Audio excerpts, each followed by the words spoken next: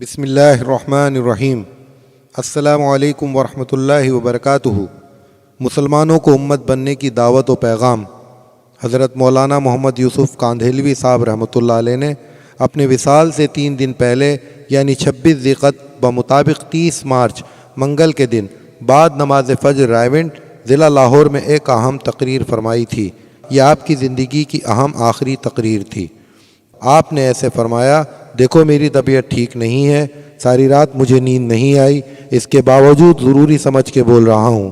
جو سمجھ کے عمل کرے گا اللہ تعالیٰ اسے چمکائے گا، ورنہ اپنے پاؤں پر خود کلاڑی مارے گا۔ یہ امت بڑی مشقت سے بنی ہے۔ اس کو امت بنانے میں حضور پاک صلی اللہ علیہ وآلہ وسلم اور صحابہ کرام رضوان اللہ تعالیٰ اجمعین نے بڑی مشقتیں اٹھائی ہیں، اور ان کے دشمنوں یہود و نصارہ نے ہمیشہ اس کی کوششیں کی ہیں کہ مسلمان ایک امت نہ رہیں بلکہ ٹکڑے ٹکڑے ہوں۔ اب مسلمان اپنا امت پنا یعنی امت ہونے کی صفت کھو چکے ہیں۔ جب تک یہ امت بنے ہوئے تھے چند لاکھ ساری دنیا پر بھاری تھے۔ ایک پکا مکان نہیں تھا، مسجد تک پکی نہیں تھی، مسجد میں چراغ تک نہیں جلتا تھا۔ مسجد نبوی میں ہجرت کے 9ویں سال چراغ جلا ہے۔ سب سے پہلا چراغ جلانے والے تمیم داری رضی اللہ تعالیٰ عنہ ہیں۔ وہ سن 9 ہجری میں اسلام لائے ہیں، اور سن 9 ہجری میں تقریباً قریب سارا عرب اسلام میں داخل ہو چکا تھا۔ مختلف قومیں، مختلف زبانیں، مختلف قبیلے ایک امت بن چکے تھے۔ تو جب یہ سب کچھ ہو گیا اس وقت مسجد نبوی میں چراغ جلا، لیکن حضور پاک صلی اللہ علیہ وآلہ وسلم جو نور ہدایت لے کر تشریف لائے تھے وہ پورے عرب میں بلکہ اس کے باہر بھی پھیل چکا تھا اور امت بن چکی تھی۔ پھر یہ امت دنیا میں اٹھی، جدھر کو نکلی ملک پیروں میں گرے۔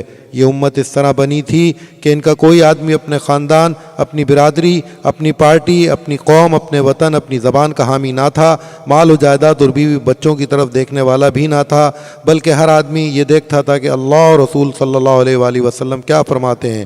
امت جب ہی بنتی ہے جب اللہ اور رسول صلی اللہ علیہ وآلہ وسلم کے حکم کے مقابلے میں سارے رشتے اور سارے تعلقات کٹ جائیں۔ جب مسلمان ایک امت تھے تو ایک مسلمان کے کہیں قتل ہو جانے سے ساری امت ہل جاتی تھی۔ اب ہزاروں لاکھوں گلے کٹتے ہیں اور کانوں پہ جوں نہیں رینگتی۔ امت کسی ایک قوم اور ایک علاقے کے رہنے والوں کا نام نہیں ہے، بلکہ سینکڑوں ہزاروں قوموں اور علاقوں سے جڑ کر امت بنتی ہے۔ جو کوئی کسی ایک قوم یا ایک علاقے کو اپنا سمجھتا ہے اور دوسروں کو غیر سمجھتا ہے وہ امت کو ذبح کرتا ہے اور اس کے ٹکڑے ٹکڑے کرتا ہے، اور حضور پاک صلی اللہ علیہ وآلہ وسلم اور صحابہ کرام رضوان اللہ تعالیٰ اجمعین کی محنتوں پر پانی پھیرتا ہے۔ امت کو ٹکڑے ٹکڑے کر کے پہلے ہم نے خود ذبح کیا، اور اب یہود و نصارہ نے تو اس کے بعد کٹی کٹائی امت کو کاٹا ہے۔ اگر اب مسلمان پھر امت بن جائیں تو دنیا کی ساری طاقتیں مل کر بھی ان کا بال بیکا نہیں کر سکیں گی، ایٹم بم اور راکٹ ان کو ختم نہیں کر سکیں گے۔ لیکن اگر وہ قومی اور علاقائی عصبیتوں کی وجہ سے باہم امت کے ٹکڑے کرتے رہے تو خدا کی قسم تمہارے ہتھیار اور تمہاری فوجیں تم کو نہیں بچا سکیں گی۔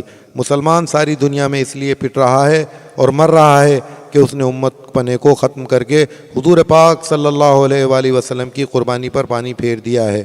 میں یہ دل کے غم کی باتیں کہہ رہا ہوں۔ ساری تباہی اس وجہ سے ہے کہ امت نہ رہی، بلکہ یہ بھی بھول گئے کہ امت کیا ہے اور حضور پاک صلی اللہ علیہ وآلہ وسلم نے کس طرح امت بنائی تھی۔ امت ہونے کے لیے اور مسلمانوں کے ساتھ اللہ کی مدد ہونے کے لیے صرف یہ کافی نہیں ہے کہ مسلمانوں میں نماز ہو، ذکر ہو، مدرسہ ہو، مدرسے کی تعلیم ہو۔ حضرت علی رضی اللہ تعالیٰ عنہ کا قاتل ابن ملجم ایسا نمازی اور ایسا ذاکر تھا، جب اس کو قتل کرتے وقت غصے میں بھرے لوگوں نے اس کی زبان کاٹنی چاہی تو اس نے کہا سب کچھ کر لو لیکن میری زبان مت کاٹو، تاکہ میں زندگی کی آخری سانس تک اس سے اللہ کا ذکر کرتا رہوں۔ اس کے باوجود حضور اکرم صلی اللہ علیہ وآلہ وسلم نے فرمایا کہ علی کا قاتل میری امت کا سب سے زیادہ شقی اور بدبخت ترین آدمی ہوگا۔ اور مدرسے کی تعلیم تو ابو الفضل اور فیضی نے بھی حاصل کی تھی، اور ایسی حاصل کی تھی کہ قرآن پاک کی تفسیر بے نقط لکھ دی، حالانکہ انہوں نے ہی اکبر کو گمراہ کر کے دین کو برباد کیا تھا۔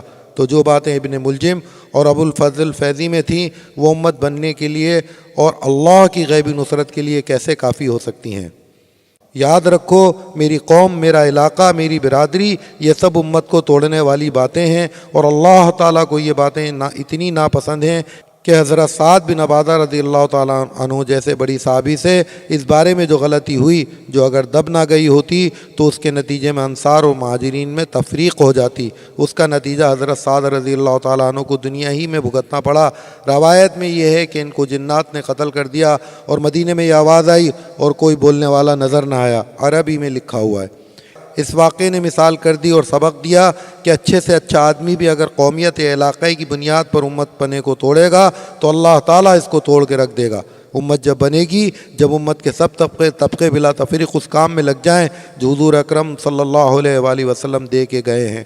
اور یاد رکھو، امت پنے کو توڑنے والی چیزیں، معاملات و معاشرت کی خرابیاں، ایک فرد یا طبقہ جب دوسرے کے ساتھ ناانصافی اور ظلم کرتا ہے اور اس کا پورا حق اس کو نہیں دیتا یا اس کو تکلیف پہنچاتا ہے یا اس کی تحقیر اور بے عزتی کرتا ہے تو تفریق پیدا ہوتی ہے اور امت پناہ ٹوٹتا ہے۔ اس لیے میں کہتا ہوں کہ صرف کلمے اور تسبیح سے امت نہیں بنے گی، امت معاملات اور معاشرت کی اصلاح سے بنے گی، اور سب کا حق ادا کرنے اور سب کا اکرام کرنے سے امت بنے گی۔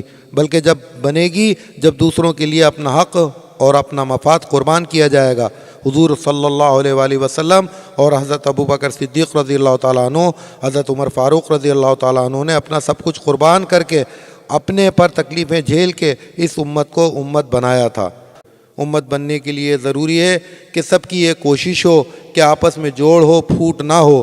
حضور پاک صلی اللہ علیہ وآلہ وسلم کی ایک حدیث کا مضمون ہے کہ قیامت میں ایک آدمی لایا جائے گا جس نے دنیا میں نماز، روزہ، حج، تبلیغ سب کچھ کیا ہوگا، مگر وہ عذاب میں ڈال دیا جائے گا کیونکہ اس کی کسی بات نے امت میں تفریق ڈالی ہوگی۔ اس سے کہا جائے گا پہلے اپنے اس لفظ کی سزا بھگت لے جس کی وجہ سے امت کو نقصان پہنچا، اور دوسرا آدمی وہ ہوگا جس کے پاس نماز، روزہ، حج وغیرہ کی بہت کمی ہوگی، وہ خدا کے عذاب سے بہت ڈرتا ہوگا مگر اس کو بہت ثواب سے نوازا جائے گا۔ وہ خود پوچھے گا کہ یہ کرم میرے کس عمل کی وجہ سے ہے۔ اس کو بتایا جائے گا کہ تو نے فلاں موقع پر ایک بات کہی تھی جس سے امت میں پیدا ہونے والا ایک فساد رک گیا اور بجائے توڑ کے جوڑ پیدا ہو گیا، یہ سب تیرے اسی لفظ کا صلہ اور ثواب ہے۔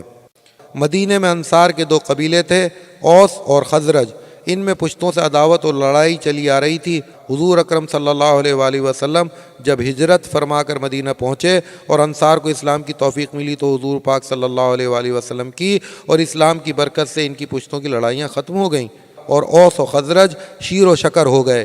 یہ دیکھ کر یہودیوں نے اسکیم بنائی کہ کسی طرح ان کو پھر سے لڑایا جائے۔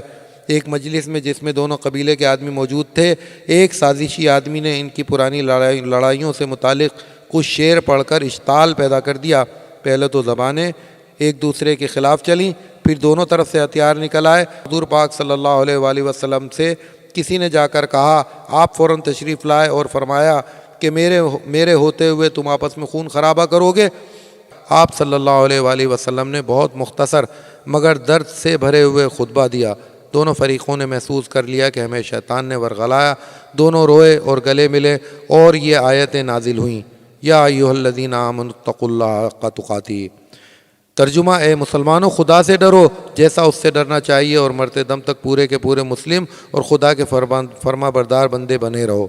جب آدمی ہر وقت اللہ کا خیال رکھے گا، اس کے خیر و عذاب سے ڈرتا رہے گا اور ہر دم اس کی تابع داری کرے گا تو شیطان بھی اسے نہیں بہکا سکے گا اور امت پھوٹ سے اور ساری خرابیوں سے محفوظ رہے گی۔ وَاعْتَصِمُوا بِحَبْلِ اللَّهِ جَمِيعًا وَلَا تَفَرَّقُوا، یہ بڑی آیت ہے، اور اللہ کی رسی کو یعنی اس کی کتاب پاک اور اس کے دین کو سب مل کر مضبوطی سے تھامے رہو، یعنی پوری اجتماعیت کے ساتھ اور امت پنی کی صفت کے ساتھ سب مل جل کر دین کی رسی کو تھامے رکھو اور اس میں لگے رہو۔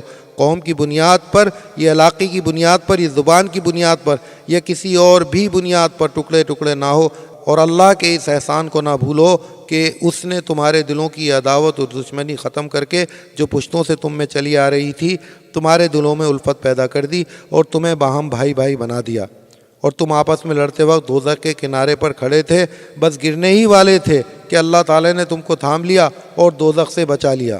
شیطان تمہارے ساتھ ہے، اس کا علاج یہ ہے کہ تم میں ایک گروہ ایسا ہو جس کا موضوع ہی بھلائی کی اور نیکی کی طرف بلانا اور ہر برائی اور ہر فساد سے روکنا ہو۔ پھر ایک آیت ہے، امت میں ایک گروہ وہ ہو جس کا کام اور موضوع یہی ہو کہ وہ دین کی طرف اور ہر قسم کی خیر کی طرف بلائے، ایمان کے لیے اور خیر اور نیکی کے راستے پر چلنے کے لیے محنت کرتا رہے۔ نمازوں پر محنت کرے، ذکر پر محنت کرے، برائیوں اور مصیبتوں سے بچانے کے لیے محنت کرے، اور ان محنتوں کی وجہ سے امت ایک امت بنی رہے۔ ایک آیت ہے جس کا ترجمہ شاید نیچے ہے: جو لوگ ان ہدایتوں کے بعد بھی شیطان کی پیروی کر کے اور الگ الگ راہوں پہ چل کے اختلاف پیدا کریں گے اور امت کے امت پنے کو توڑیں گے تو ان پر اللہ کی سخت مار پڑے گی۔ اولئک لہم عذاب عظیم۔ دین کی ساری تعلیم اور ساری چیزیں جوڑنے والی اور جوڑنے والوں کے لیے ہیں۔ ان کے برخلاف جنہوں نے پھوٹ ڈال کے اور پھوٹ والے اعمال کر کے امت کو توڑا ہوگا، وہ قیامت کے دن قبروں سے کالے منہ اٹھیں گے اور ان سے کہا جائے گا کہ تم نے ایمان اور اسلام کے بعد کفر والوں کا طریقہ اختیار کیا، اب تم یہاں دوزخ کا عذاب چکھو۔ اور جو ٹھیک راہ پر چلتے رہے ہوں گے ان کے چہرے نورانی اور چمکتے ہوئے ہوں گے، اور وہ ہمیشہ اللہ کی رحمتوں اور جنت میں رہیں گے۔ میرے بھائیوں اور دوستو، یہ سب آیتیں اس وقت اتری تھیں جب یہود نے انصار میں پھوٹ ڈالنے کی کوشش کی تھی اور ان کے دو قبیلوں کو ایک دوسرے کے مقابل کھڑا کر دیا تھا۔ ان آیتوں میں مسلمانوں کی باہمی پھوٹ اور لڑائی کو کفر کی بات کہا گیا ہے اور آخرت کے عذاب سے ڈرایا گیا ہے۔ آج ساری دنیا میں امت پناہ توڑنے کی محنت چل رہی ہے۔ اس کا علاج اور توڑ یہی ہے کہ تم اپنے آپ کو حضور پاک صلی اللہ علیہ وآلہ وسلم والی محنت میں لگا دو۔ مسلمانوں کو مسجدوں میں لاؤ، وہاں ایمان کی باتیں ہوں، تعلیم اور ذکر کے حلقے ہوں، دین کی محنت کے مشورے ہوں، مختلف طبقوں کے، مختلف برادریوں کے اور مختلف زبانوں والے لوگ مسجد نبوی صلی اللہ علیہ وآلہ وسلم کے طریقے پر ان کاموں میں جڑیں۔ ہم امت بنانے کی بات کر رہے ہیں یا امت پناہ توڑنے کی؟ ہم کسی کی غیبت اور چغل خوری تو نہیں کر رہے، کسی کے خلاف سازش تو نہیں کر رہے۔ یہ امت حضور اکرم صلی اللہ علیہ وآلہ وسلم کے خون اور فاقوں سے بنی تھی۔ اب ہم اپنی معمولی باتوں پر امت کو توڑ رہے ہیں۔ یاد رکھو، نماز چھوڑنے پر بھی اتنی پکڑ نہیں ہوگی جتنی امت کے توڑنے پر ہوگی۔ اگر مسلمانوں میں امت پناہ آ جائے تو وہ دنیا میں ہرگز ذلیل نہ ہوں گے، یعنی ہر مسلمان دوسرے مسلمان کے مقابلے میں چھوٹا بننے اور ذلت و تواضع اختیار کرنے کو اپنائے۔ تحقیر اور تمسخر اور تجسس اور غیبت سب وہ چیزیں ہیں جو آپس میں تفرقہ پیدا کر کے امت پنے کو توڑتی ہیں۔ ان سب کو حرام قرار دیا گیا۔ یہود نبیوں کی اولاد ہیں، اصول توڑے تو اللہ نے ٹھوکر مار کے ان کو توڑ دیا۔ صحابہ کرام رضوان اللہ تعالیٰ اجمعین بت پرستوں کی اولاد تھے، انہوں نے چمکانے والے اصول اختیار کیے تو اللہ نے ان کو چمکا دیا۔ دوستو، اپنے کو اس محنت پر جھونک دو کہ حضور صلی اللہ علیہ وآلہ وسلم کی امت میں امت پناہ آ جائے۔ اب اس کا اہتمام کرو کہ مختلف قوموں، علاقوں اور طبقوں اور مختلف زبان والوں کو جوڑ کر جماعتوں میں بھیجو اور اصول کی پابندی کراؤ، پھر انشاءاللہ امت بننے والا کام ہوگا، اور شیطان اور نفس خدا نے چاہا تو کچھ بھی نہیں بگاڑ سکیں گے۔ اس کے بعد حضرت مولانا نے دیہات میں محنت کرنے اور فضا بنانے پر خصوصیت کے ساتھ زور دیا اور حسب معمول دعا اور تقریر فرمائی۔ آج حضرت جی مولانا سعد صاحب بلا شبہ اس بات کے مستحق ہیں کہ ان کے دادا کی رحلت پر ان سے تعزیت کی جائے، مگر آج ہر وہ شخص ان کی طرح تعزیت کا مستحق ہے جس نے مرحوم کو پہچانا، ان سے محض اللہ کے لیے لگاؤ پیدا ہوا، اور اس دور زوال میں اس نے مرحوم و مغفور مولانا یوسف صاحب رحمۃ اللہ علیہ کو اسلام کی خدمت کے لیے قابل اعتماد پایا۔ مولانا کی رحلت اگرچہ صدمہ ہے تو سب مسلمانوں کے لیے، اگر نقصان ہے تو پوری امت کا۔ جزاکم اللہ خیرہ۔